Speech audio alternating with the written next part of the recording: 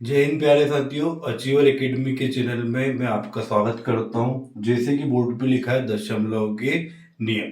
देखिए, दशमलव के नियम 10 से 15 नियम है। यदि ये आपने क्लियर कर लिए तो कभी भी आपको मैथ्स के दशमलव वाले प्रश्नों में कोई भी दिक्कत नहीं आएगी। मैं बिल्कुल बेसिक से नियम पढ़ाऊंगा और ये नियम आपको कहीं भी किसी भी बुक में लिखे हुए नहीं मिलेंगे और ये बहुत बेसिक नियम है। देखिए, मैं मैथ्स बिल्कुल शुरू से पढ़ाता हूँ ताकि आपको कोई दिक्कत आगे ना आए। अभी ये जो बेसिक की जो वीडियो चल रहा है आप इनको अच्छे से देखिए ताकि जब आगे कठिन मैथ्स के क्वेश्चन आएंगे तो आपको सॉल्व करने में दिक्कत ना आए, क्योंकि एक बार बेसिक क्लियर हो गया तो फिर क्वेश्चन कैसे ही आ जाएगा आप क्लियर कर देंगे। इसलिए ये वीडियो आप पूरा देखा करें। यदि आप आगे बढ़ा के देखेंगे, स्किप करके देखेंगे तो वो कॉन्सेप्ट समझ में आएगा ही नहीं। और ये ऐसे कॉन्सेप्ट है जो आपको किसी भी बुक में नहीं मिलने वाले। ये सिर्फ एक्सपीरियंस के आधार पे मैं आपको बता रहा हूँ जो नियम है। दशमलव के 10 से 11 नियम है जो मैं आपको दो वीडियो में बनाऊंगा, दो वीडियो पार्ट में पढ़ाऊंगा ताकि आपको वीडियो लेंदी भी नहीं लगे और आपके दशमलव के नियम क्लियर हो जाए। तो पहला नियम क्या है कि जब एक बिना दशमलव वाली संख्या में, बिना दशमलव वाली संख्या मतलब जिस संख्या में दशमलव नहीं लगा है, दशमलव वाली संख्या मतलब दशमलव वाली संख्या तो जिसमें दशमलव लगा है, जब हम उन दोनों को जोड़ते हैं तो क्या होता है, ये देखते हैं क्या होता है। जैसे कि एग्जाम्पल के लिए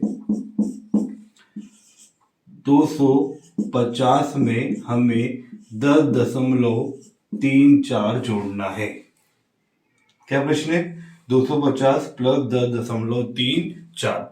अब देखिए, 250 एक बिना दशमलव वाली संख्या, इसमें कोई दशमलव नहीं लगा है और 10.34 ये दशमलव वाली संख्या है।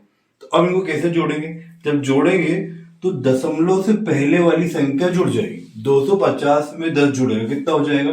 260। पॉइंट के बाद क्या आएगा? 3 4। ध्यान दीजिए, पॉइंट के बाद वाली संख्या पर कोई इफेक्ट नहीं पड़ा है, वो संख्या ऐसी कैसी आई है।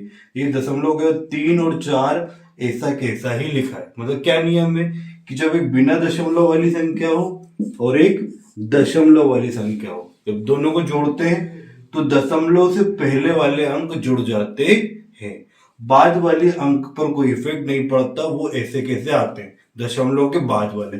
और देखते हैं, यदि हमें सपोज 25 में 5.432 जोड़ना है, कितना जोड़ना है? 25 में।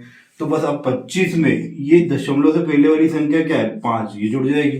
25 और 5 कितना हो जाएगा? 30 हो जाएगा। और दशमलव के बाद वाले अंक सेम रहेंगे, 4 3 2, 4 3 2। देखिए, दशमलव के बाद कोई फर्क पड़ रहा है क्या? नहीं पड़ रहा। वो संख्या ऐसी कैसे आई? 4 3 2। तो ऐसा कब होगा? जब एक सिंपल संख्या में हम एक दशमलव वाली संख्या को जोड़ेंगे।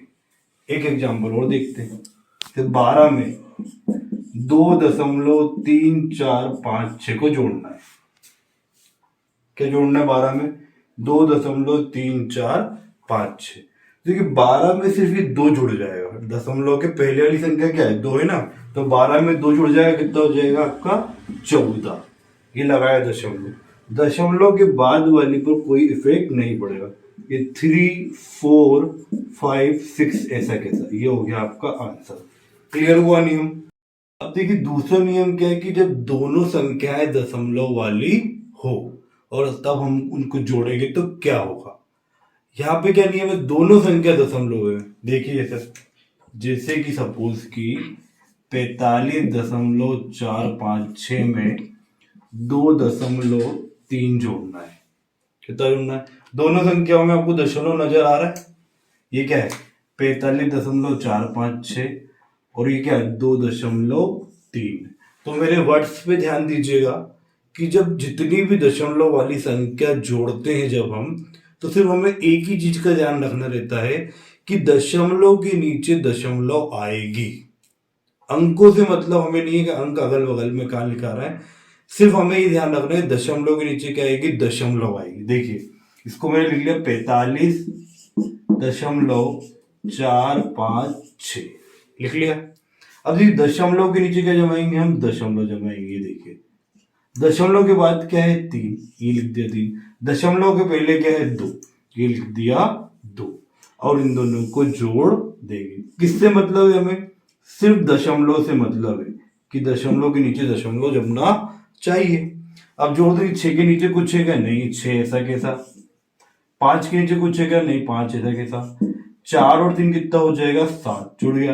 ये दशमलव ऐसी कैसी हो जाएगी, 5 और 2 7, और ये 4 ऐसा कैसा। क्लियर हुआ नियम की हमें दशमलव के नीचे दशमलव जमाना है, भले ही दो संख्या हो, 3 हो, 4 हो, 5, कितनी संख्या हो, जब हम दशमलव वाली संख्याओं को जोड़ते हैं तो दशमलव के नीचे दशमलव जमता है। आइए और प्रश्न देखते हैं।